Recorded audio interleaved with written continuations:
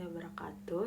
Halo semuanya, selamat datang di video presentasi kelompok kami untuk mata kuliah komputasi paralel dan terdistribusi.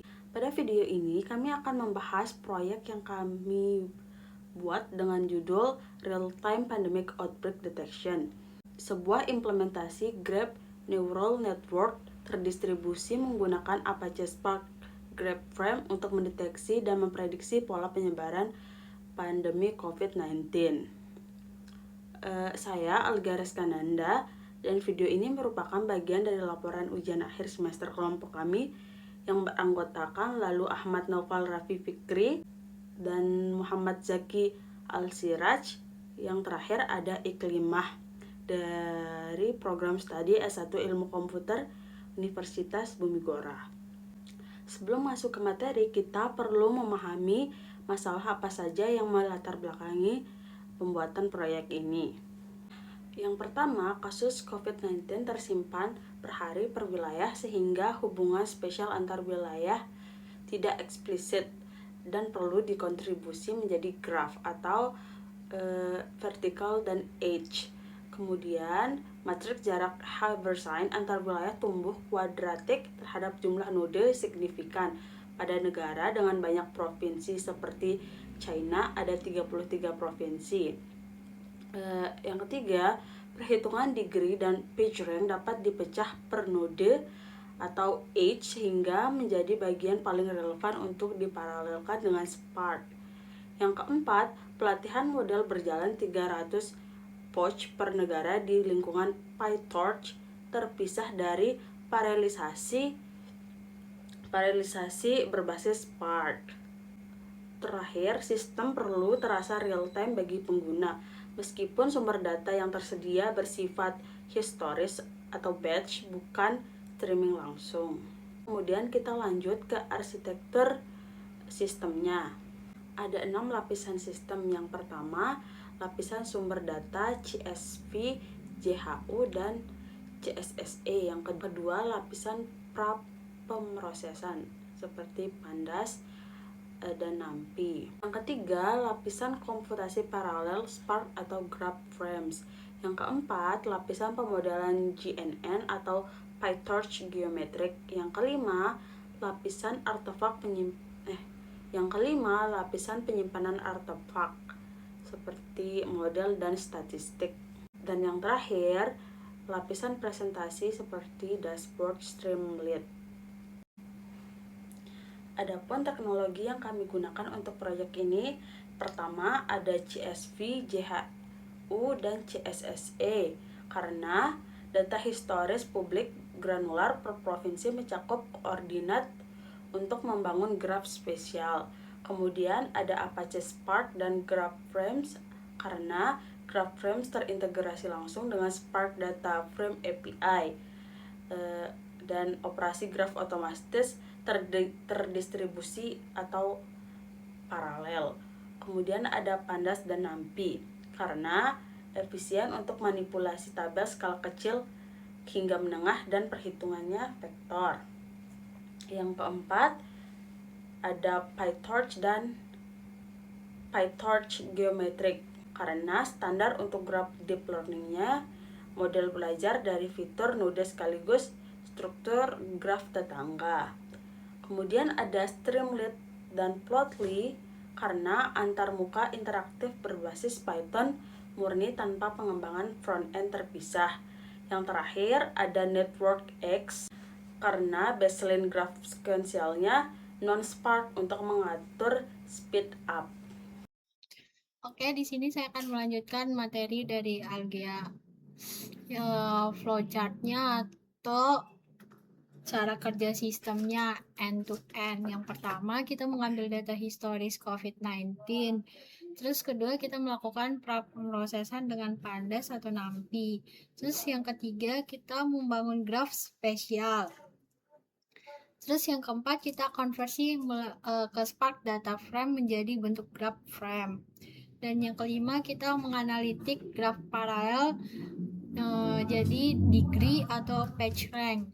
Dan yang keenam, kita melakukan training model GNN. Dan yang ketujuh atau yang terakhir, kita menyimpan artefak dalam model bobot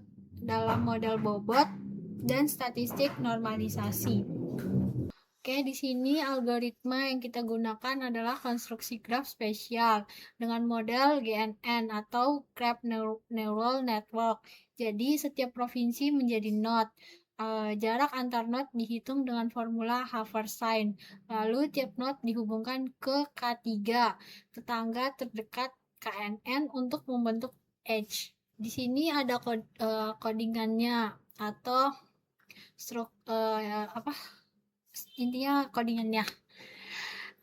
Yang pertama ada main.python sebagai eksplorasi awal. Ini berfungsi untuk memuat data, membangun vertices dan edge graph Kanada, kemudian membuat graph frame dan menguji koneksi Spark dasar. Yang kedua, train multi-country.python. Dia sebagai pipeline utama untuk memproses data, membangun graf KNN, melatih model GNN, menyimpan artefak untuk 3 negara. Yang ketiga ada GNN model.python. Ini untuk versi awal atau eksperimen pipeline GNN khusus data Kanada. Kemudian mencakup definisi arsitektur model dan training loop. Yang keempat ada profiling.python. Untuk mengukur waktu eksekusi tiap tahap pipeline, mengeload data, membangun graf, melakukan pre-processing, training, dan interface. Dan yang kelima ada benchmark.python. Ini untuk membandingkan waktu eksekusi analisis graf. Kemudian yang keenam ada benchmark speedup.python untuk mengukur speed up. Kemudian melakukan efisiensi, scalability dengan memvariasikan jumlah core. Yang ketujuh dan yang terakhir yaitu up.python. Untuk up.python ini dashboard Streamlit yang memuat model dan data hasil training, menampilkan visualisasi dan prediksi GNN. Sekian dari saya. Saya lalu Ahmad Naufal Rafi Fikri ingin melanjutkan materi dari teman saya Iklimah. Di sini ada testing. Yang di testing itu pertama ada pengujian konektivitas Spark. Main.python mencetak versi Spark dan menghitung jumlah baris pada Spark data frame hasil konversi dari Pandas untuk memastikan Spark session berhasil diinisialisasi. Terus di sini juga ada pengujian shape atau forward pass model. Pada GNN model.python, satu sampel data diuji melalui forward pass model sebelum pelatihan penuh dijalankan untuk memverifikasi bahwa dimensi tensor input edge index dan output telah sesuai tanpa error shape. Terus lanjut, di sini ada pengujian fungsional graph. Main.python menampilkan show isi vertices, edges, jumlah node, jumlah edge, dan degree tiap provinsi sebagai bentuk verifikasi manual bahwa graf terbentuk dengan benar. Terus lanjut, di sini ada pengujian kuantitatif model. Train multi-country.python dan GNN model.python menghitung mean atau rata-rata absolute error pada data uji 20% terakhir secara waktu sebagai matrik evaluasi akurasi prediksi. Terus lanjut, di sini ada pengujian performa. Benchmark.python dan benchmark speedup.python berfungsi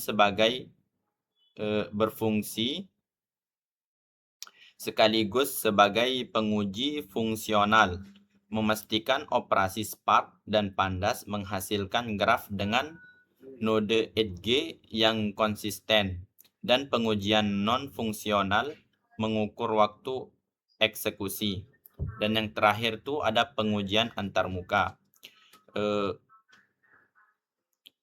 App.python diuji secara manual melalui interaksi pengguna pada elemen sidebar, pemilihan negara, provinsi, dan slide hari untuk memastikan grafik dan tabel diperbarui sesuai kondisi yang dipilih. Kita lanjut ke benchmarking. Benchmarking.python ya, untuk membandingkan waktu pembangunan dan analisis graf.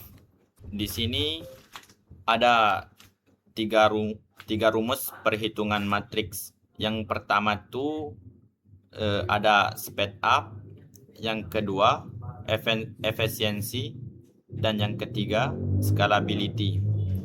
Yang pertama tuh speed up. Speed up untuk mengukur seberapa besar percepatan yang diperoleh saat menggunakan p-unit komputasi dibandingkan eksekusi sekuensial dihitung dengan rumus SP sama dengan T sekuensial per TP. Dengan T sekuensial adalah waktu eksekusi pada lokal 1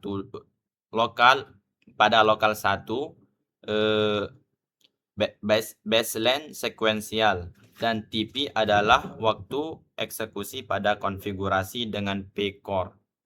Lanjut, yang kedua tuh ada efisiensi. Efisiensi yaitu untuk mengukur seberapa efisien penambahan core dimanfaatkan, dihitung dengan membagi speed up terhadap jumlah core yang digunakan.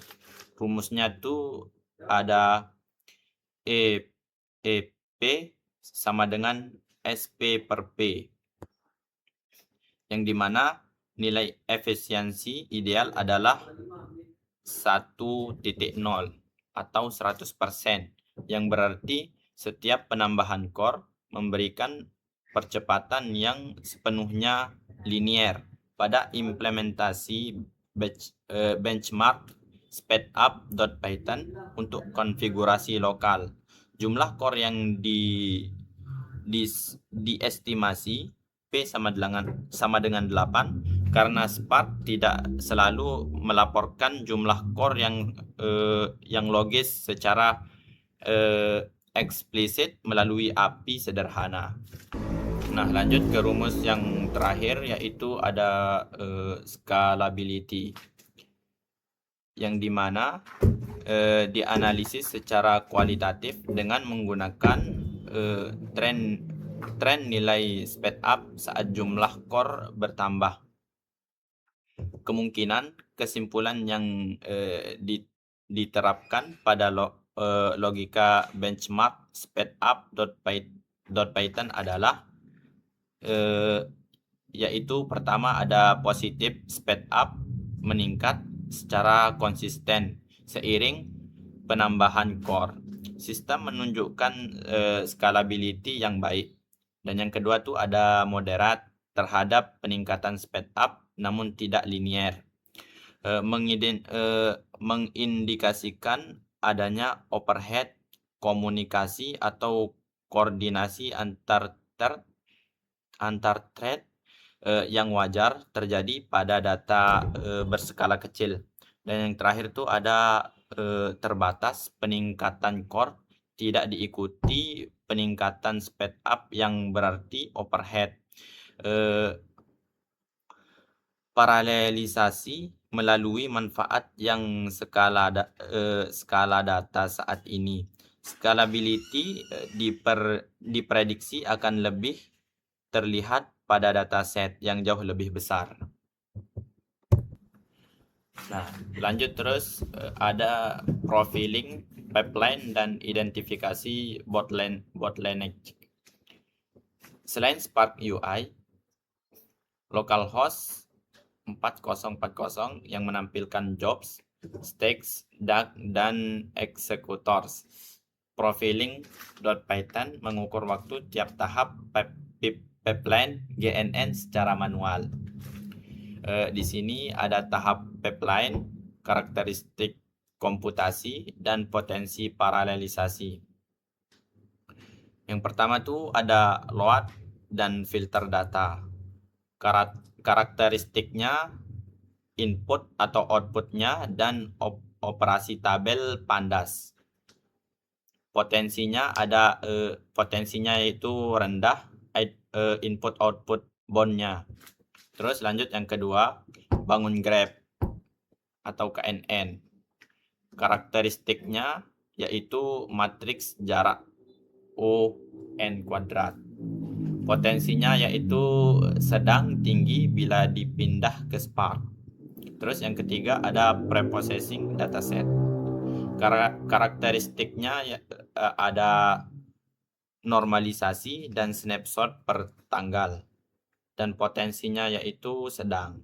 Lanjut yang keempat, training GNN 300 epoch.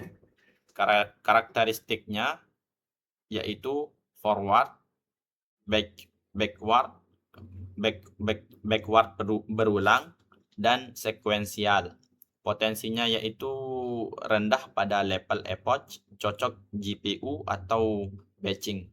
Terus yang terakhir itu ada interface atau prediksi. Karakteristik komputasinya yaitu forward pas tunggal.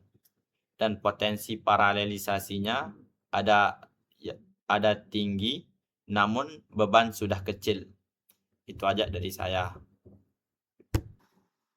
Oke, saya lanjutin dari presentasi teman saya tadi itu. Di sini saya dapat materi tuning sama optimasi, terus habis itu saya menjalankan programnya. Saya jelasin dulu tuningnya ini. Di sini ada Spark Driver Memory. Fungsinya di sini untuk menghindari kegagalan memori saat operasi backrank iteratif. Terus yang kedua di sini ada Spark UA Show Console Progress. Di sini fungsinya untuk mengurangi overheat logging konsol selama benchmarking berulang. Terus yang ketiga STC Resource pada app.py. Fungsinya mencegah pemuatan ulang data dan model tiap interaksi pengguna. Terus yang terakhir pembatasan K sama dengan 3 pada KNN ini fungsinya menjaga jumlah edge proporsional agar PageRank dan degree tidak membebani memori. Terus saya lanjut ke kesimpulan dari hasil presentasi PPT yang dibuat dengan kawan-kawan ini. Graf spasial antar provinsi berhasil dibangun dan dianalisis paralel menggunakan Spark dan Graph Farmes. Terus model GCNC berhasil dilatih untuk memprediksi kasus baru pada 3 negara studi kasus yang saya buat. Terus yang ketiga, dashboard Streamlit berhasil dimensimulasikan pemantauan wabah semi real time dengan prediksi GNN interaktif. Tapi semi real time-nya ini harusnya sih saya ngambil data dari yang selalu update. Tapi saya ngambilnya tuh data yang sudah kesimpan, jadi nggak terlalu real time. Tapi saya buat dashboardnya tuh kayak semi real time. Kita bisa ubah harinya di sana. Terus yang terakhir dari kesimpulannya, paralelisasi Spark paling terasa pada tahapan analitik graph. Sejalan dengan hukum AMDAL, belum tentu signifikan pada pipeline end-to-end secara keseluruhan. Oke, langsung aja kita demo aplikasinya. Oke, langsung aja kita uji coba ke terminalnya ya.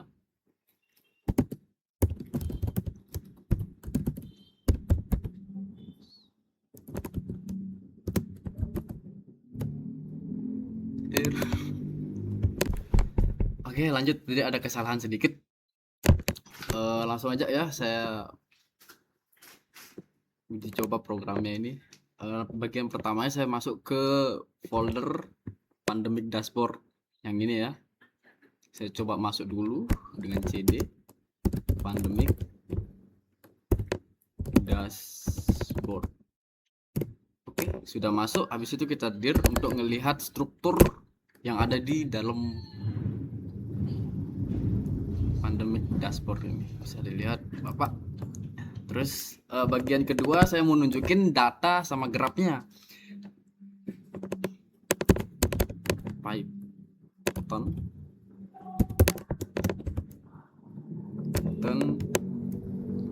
main.py untuk manggil yang ini ya, main Python yang ini.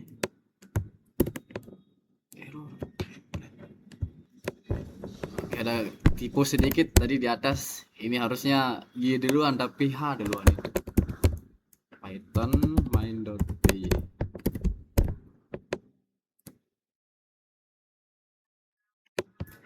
PYTH. Iya, beneran. Python. Tipu lagi hep. Main.py. Kita tunggu programnya jalan.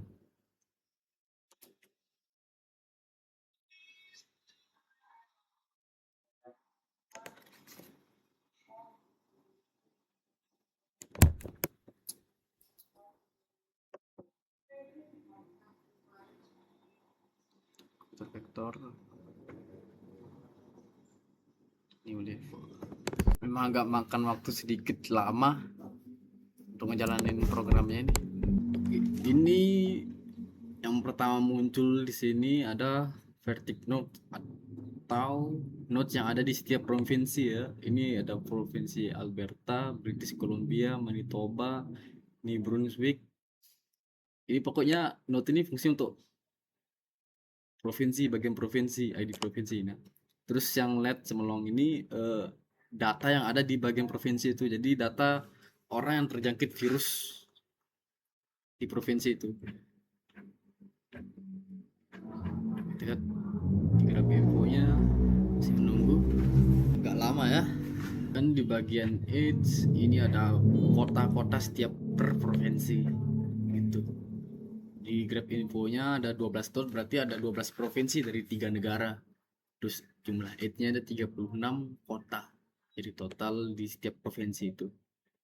Ini di sini ada jarak atau matrik jarak di antar provinsi ya. Jarak antar provinsi di negara ini sekian-sekian, di negara ini juga sekian gitu. Nah, bisa dilihat sih.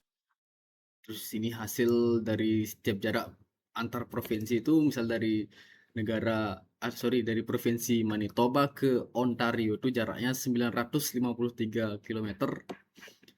Terus lanjut kelengkapan data per provinsi itu ini mengandung apa namanya?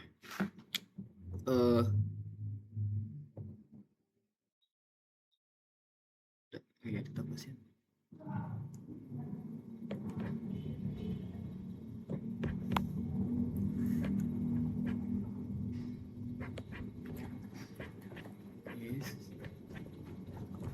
Oke. Lanjut ke bagian kedua sini. Di sini saya mau nunjukin fungsi Spark dan Grep Farmers atau hasilnya ya. Hasil dari kedua algoritma itu. Python train multi boundary. Di kedua algoritma ini saya latih di file ini ya. Kita lihat hasilnya. Ini hasil data training sama testingnya ya teman-teman.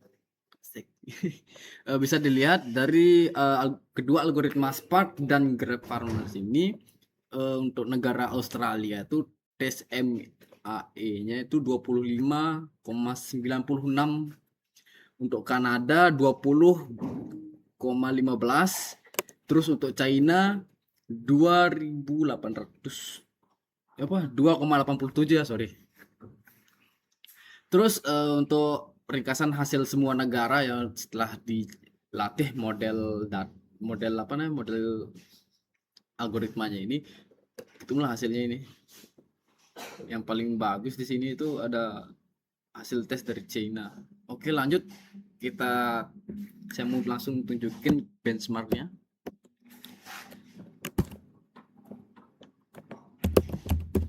Dan benchmark.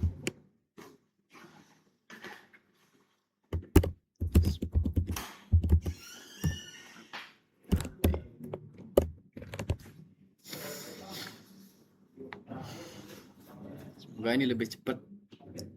Tadi saya ada potong sedikit karena memang memakan waktu lebih lama.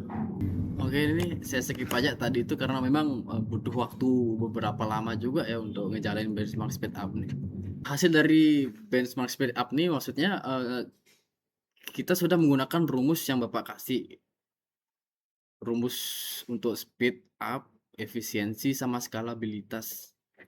Di sini untuk tes sekuensial satu core itu membutuhkan 95 detik, sekitar 1 menit lebih ya.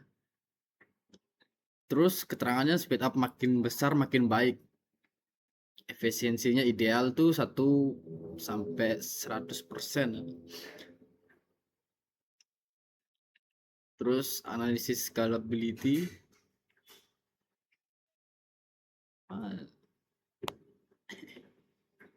langsung aja ketembak. Bisa dilihat ini hasilnya cepet ya.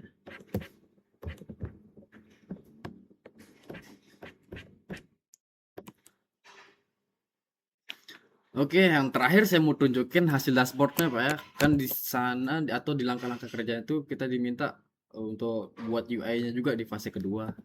Jadi saya buatin juga sekalian, mumpung lagi mood.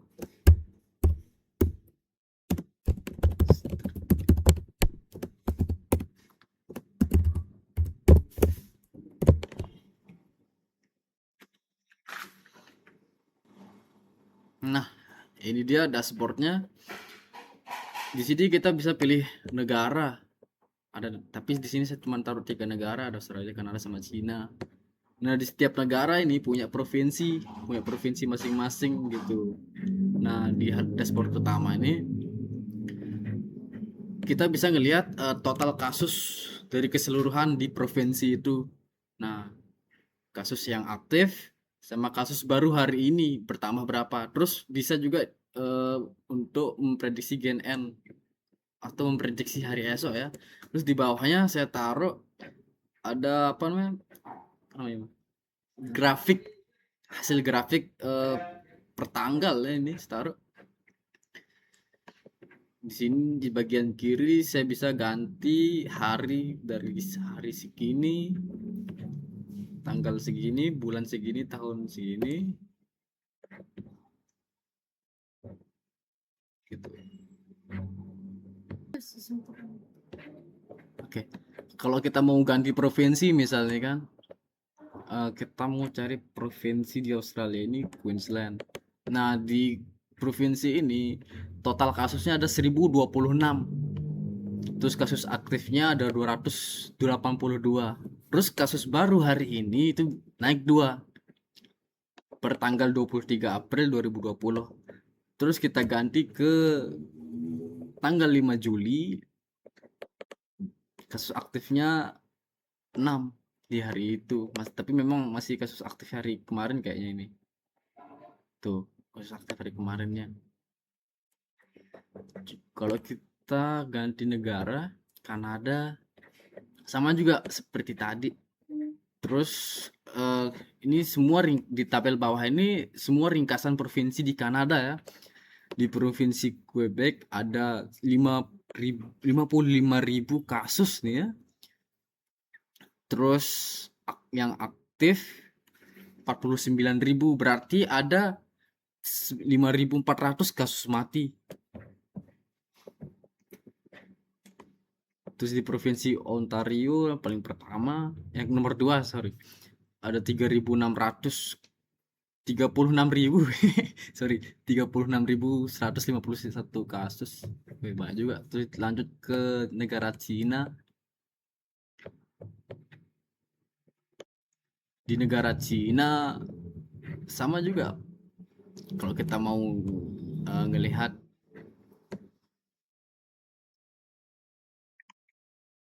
kasus yang bertambah hari ini, sama juga kayak yang barusan saya jelasin itu.